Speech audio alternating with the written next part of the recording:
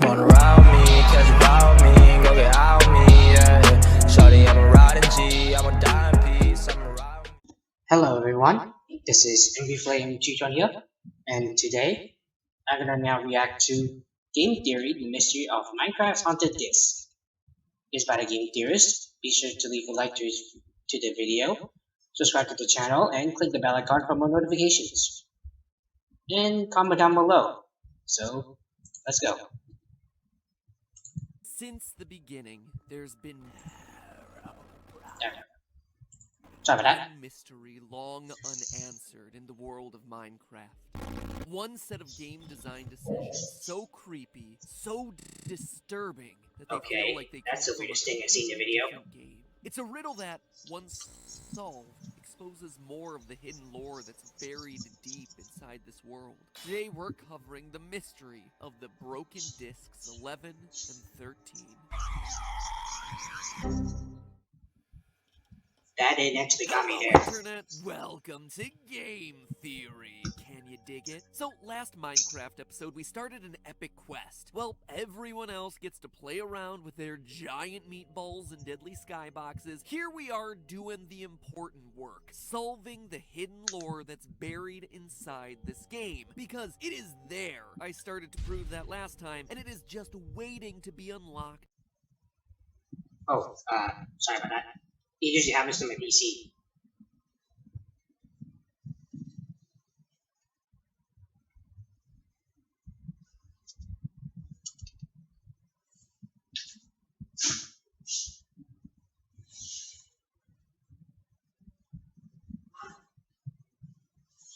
By us. I asked all of you to send me your theories, and you did. The response was overwhelming, with hundreds of new theories posted in the comments, as well as over on the Game Theorist subreddit. Everything from Yikes, the origins of that's the a lot. pigmen to the literally burning questions of the Nether. Keep them coming, guys. In full transparency, I'm still reading through them, and I'm working on compiling all the information to see where we go to next. But today, I actually wanted to tackle a Minecraft mystery that always bugged me personally, and one that I didn't see many theorists actually talking about when I made the call for theories. Today, I want to talk about the music discs. For those of you who don't know, music discs are unique items found randomly in chests that can be played in jukeboxes to, you know, liven up what's otherwise a very quiet, serene game. Yeah. No, not that. The music discs are something to really set the mood. Wrong one, guys. Perfect. These discs can also be dropped by creepers when they're killed by arrows shot from either a skeleton or a stray. It's an odd... Yeah, about that but question, skeleton. alright, He did. let's go with it. Let that beat drop, creeper. Literally, creeper, let it drop. You don't even have hands. How can you be holding this thing in the first place? Other than That's that, a very good there's question. no other way to obtain them. They can't be crafted after all. Now, all of that Yeah, isn't unfortunately. particularly interesting, right? But where this And goes also from saddles, there too, is another unfortunately. item to a full-on gaming In the previous theory updates, you can process craft them, right but here. now you can't. Discs 11 and 13. You see, most music discs in the game have fairly innocuous names in music, like Blocks, Mall, and Cat. Cat's my favorite music, by the way. One of the first two music discs ever added into the game, but along Yeah, also, fun fact. Yep, this music disc, Cat, is my favorite Minecraft music. with Cat, there was one other, simply titled 13. And unlike all the other ambient chill-out music, this one was, well, unsettling. Outside of Oh. it not having a name, Okay, hold on a moment. I'll be right back. Okay, I'm back. Sorry about that, guys, so let's continue. not having a name and also being numbered after what many consider to be an unlucky or evil number, so much so that airplanes and hotels don't even have 13th rows and floors. Fun fact, check it out next time you're in a hotel or an airplane. 13 also cuts off abruptly right in the middle of the track. Oh, And when it comes back, we're suddenly hit with echoey, otherworldly noises, leading many people to assume that this was a record left by the alien-like Enderman. But then the mystery got not even exactly. deeper. When version 1.0.0 came out, 9 more music tracks were added Oh. to the game, with yet another disc going unnamed. This time, it was disc 11, and where number 13 was Another Mount ending Seven, disc. 11 But it's outright broken, though. screams to us that we're not in the overworld anymore, friends. Starting right off the bat with desperate running, heavy breathing, and coughing. And here all along, I thought that Minecraft was for kids. Can you imagine finding this as a child playing this game, putting it on the jukebox? I never found it, and actually. hear what you just found, and then what? You suffer from PTSD because of what you hear. Actually, I probably don't even have to ask I you feel to pray for imagine any this poor story. kid who I'm sure listens to many of that. you watching probably had that exact same experience when you were playing the game as a kid. Bring in the cuboidal nightmares. I fear no man, but that thing. It scares me. Adding to the mystery, 11 is broken, shattered to pieces. These two discs... Well, more like it's two pieces, but close enough. Either they were documenting someone who was attacked by Endermen, or they were of someone being chased around by Herobrine, the ghostly glitch that many say haunted the game's code in the early days of mining and crafting. But that's largely where the discussion of these things stopped. Guesses. To my knowledge, no one has truly taken a scientific look at analyzing these two discs to try and uncover... Well, for the record, they're just discs. So today, I am doing exactly that, using a combination of audio analysis, visualization tools, metagame analysis, and just good old logic to try and end the childhood nightmare that was these two discs. And in the process, I'm hoping that what we find continues Ow, my to nose. unravel the mysteries of the deeper lore hidden within this game's files. Now, before we get into any deep analysis of the audio itself, I want to start by actually analyzing these soundtracks visually. As many of you may remember from my video on the Fortnite Season 5 ARG, it's relatively easy to hide clues within audio files, but sometimes those clues aren't necessarily ones you're gonna hear. Oftentimes, they're ones that you're gonna see. They're called spectrograms, visual representations of the frequencies that you're hearing in a sound file. It's a technique that we've actually used a lot when creating clues for our Game Theorist ARG. Weird sounding audio files like this that, when changed into a visual format, give you that's everything weird. from web addresses to secret passwords like this. Wait, what is this? What's this code? I wonder where that could lead to. Yeah, that's it. 7v7. No way. No way! I can't believe it! New back to school game theory merch? Wow! This stuff looks Really, perfect man? for any mining or crafting adventure. Forget diamond armor. The only thing I want to be wearing around is this heavy-duty theorist backpack. Perfect for storing school books, laptops, or cubes of dirt. Or a pickaxe. Apparently, since I told Chris to buy some props for the shoot, and he instead purchased real pickaxes, as opposed to, you know, Minecrafty toy ones. And that's not all. I mean, We've got it ourselves works, a hard so... shell pencil case perfect for keeping your favorite art supplies sharp, organized, and intact. Take my emeralds, please! And speaking of pens and pencils, there's a brand new hardcover journal where you can start putting them to use. Drawing your own fan art, crafting your own theories. Heck, it even comes complete with notes and illustrations from past game theory and film theory episodes, including Bendy and the Ink Machine and Harry Potter. It's all available right now by digging a hole in the top. Too bad I don't have that now, though. But, oh well. Go now, since unlike in Minecraft where everything's unlimited, here we have a limited supply, and once they're gone, we can't craft anymore. Now, where was I? Yeah.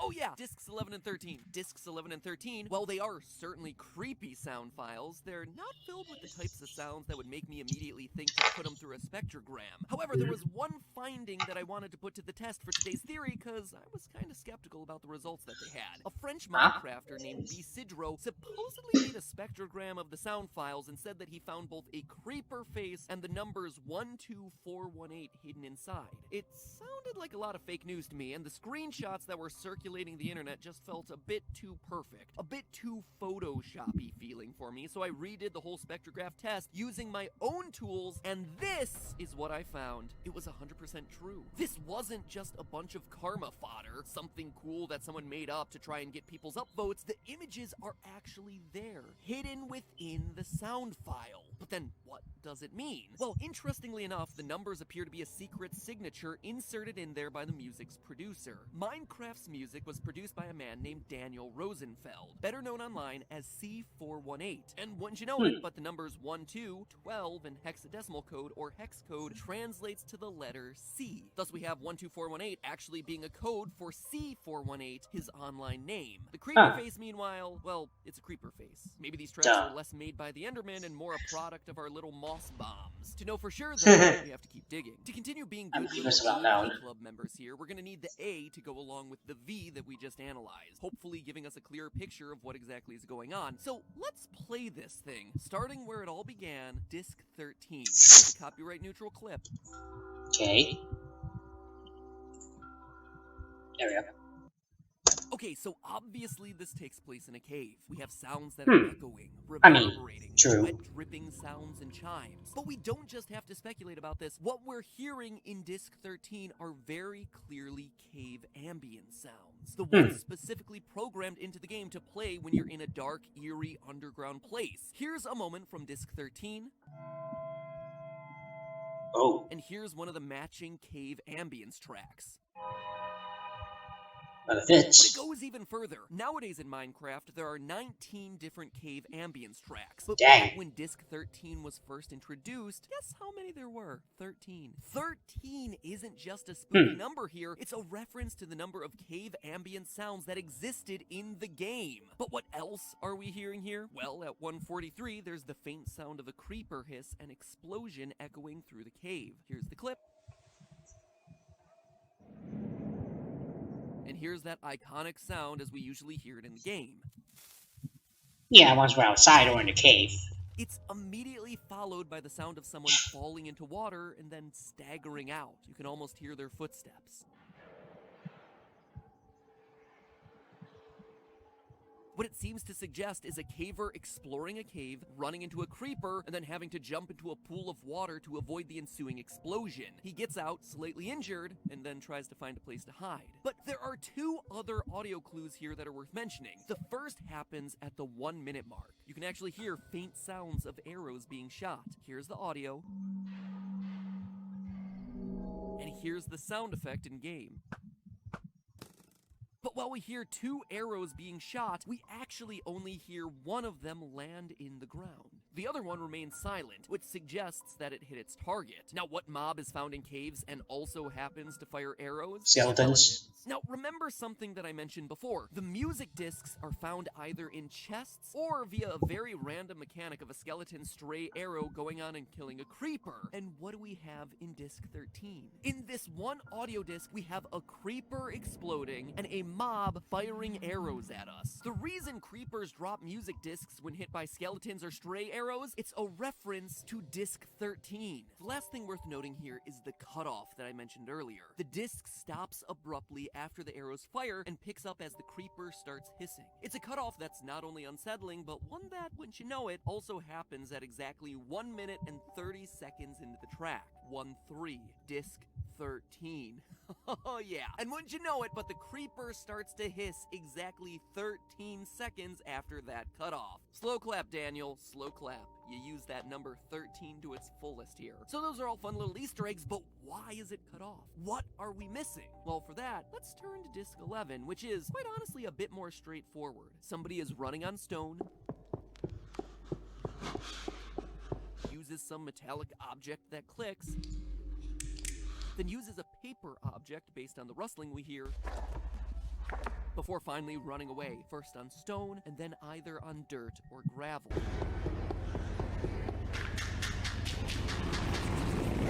Throughout the audio, though, we have a disturbing addition: coughing and heavy breathing. Human coughing. Sounds that feel very out of place in our perfect little block world. And then it just cuts off. No words, no music, no explanation. Just cuts off at the 1 minute and 11 mark. 1 minute and 11 seconds. You don't get a second slow clap. But seriously, it's no wonder these things became a creepypasta in their own right. To throw something like this into a game that has a massive audience of 9-year-olds, and suddenly this becomes a complete horror show. Even as an adult, this feels like it belongs more in my creepy film theory episodes than in the realm of Diamond Minecart and Captain Sparkles. But okay, let's start working on identifying some of those mysterious sounds. It turns out that the easiest way to narrow down what we're actually hearing isn't audio analysis, it's game analysis. We know the metallic clicking has has to be flint and steel by process of elimination. Disc 11 was officially added as a music disc on July 30th, 2010. Other metallic objects were actually added later, like the compass, which was introduced later that year in September, whereas flint and steel has been present in the game before it even had a numbering system. The same is true for the paper object. It can't be a map since maps didn't appear in the game until much later, April 27th, 2011, a full year after the disc was introduced, meaning that our caver would have to be using either paper or a book of some form. So he lights himself a fire and presumably starts writing on the paper or book, almost as if he's keeping a journal. And wouldn't you know it, but throughout Minecraft's extended lore, we have ourselves multiple instances of historians who document their findings in this world via journal of some I mean, hey, sort. find something new, you gotta Episode write it down, for right? instance, talked a lot about the Mob Bestiary, which was one such book written from the perspective of an explorer in this world. And more recently, in July of 2019, we got ourselves Minecraft The Lost Journals, a novel which literally has ripped torn pages from an explorer named Nicholas who finds and gets trapped in locations like the Nether. Perhaps this person that we're hearing in the audio files is Nicholas. There's no really solid evidence to that, but it could very well be. Or perhaps any of the authors of any of the journals that exist in the Minecraft extended universe. We can't quite be sure who it is, but we can be sure that these two discs connect with each other. They're telling the same story. Despite there being less reverb in Disc 11, we know that it's also taking place in a cave based on the types of blocks our adventurer is running on. Dungeons contain cobble and mossy cobble. Strongholds didn't exist back then, and we're not hearing ourselves any grass, only stone and dirt, meaning that probability says it's most likely a cave. Could it be the same cave that we heard back in Disc 13? Well, when you look at the events, it seems to continue the story that was set up in Disc 13. Disc 11 slots in perfectly at the breakpoint that we hear in Disc 13. Our cave explorer gets attacked by arrows from a skeleton at the beginning of 13. The audio breaks, but when we pick up back in Disc 11, we hear him running away, presumably escaping the arrows to a safe area where he can light a fire and record the findings in his journal. However, he's caught off guard by a creeper that causes him to get up and run away, and as we hear back when Disc 13 picks back up again, explodes, resulting in him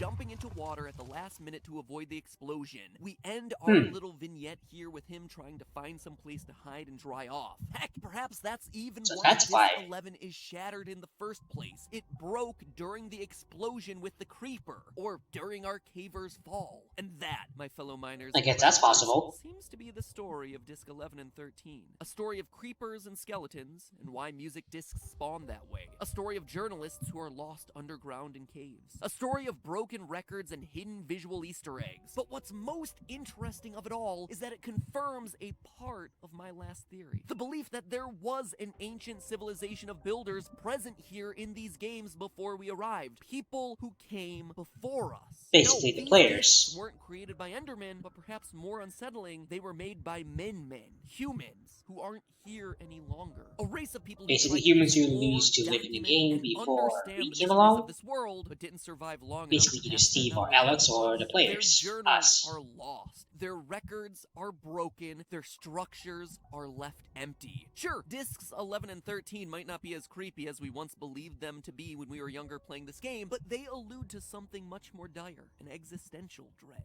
This cave explorer is gone, without a trace. His people are gone, vanished into thin air, and now we're here, alone, and putting together the lost pieces of this civilization. Could the same thing that happened to them happen to us? But hey, that's just a theory. A game theory.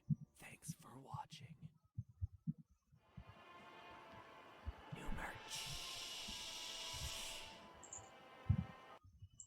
merch. So yeah, that was the game theory, the mystery of the Minecraft's haunted disc. So again, this is whole videos by the game theorist. Leave a like to the video, subscribe to the channel, and click the bell icon for more notifications. And leave a comment down below to see what you think. So, oh, and by the way, if you want to check out my content, be sure to check out my channel, check my videos, including my reactions to gameplay. I'll leave my channel description down there, and my playlist, basically the reactions, up the card on right. You know, the eye symbol right here. So yeah, bye.